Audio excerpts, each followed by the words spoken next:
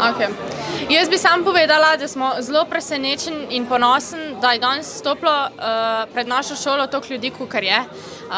Res smo zelo zadovoljni, dobili smo veliko daril, kot so majice, recimo, takšne in drugačne, knjigo, skratka vsi govori, res smo hvaležni za vse.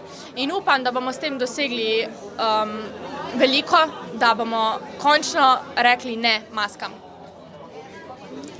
Kakor smo že prej povedali, pa ne vemo, če so vsi slišali, želim samo še enkrat poudariti, da naša šola ni edina, na kateri se izvajajo te ukrepi, zato bi se mogle združiti vse šole, da se temu konča. Starši bi mogli pisati na vse šole, ne samo na našo, sploh pa ministrstvu, ki te odloke daje, zato da se temu upremo. In res, kakor je že povedala sošolka, hvaležni smo, da so se ljudje udeležili v tako velikem številu, kakor so se, in da imamo res takšno podporo, najbolj pa smo hvaležni za podporo, ki jo imamo doma od staršev in od družin, ker bi rekla, da nam je res zelo pomembno vsem, tako da hvala vsem.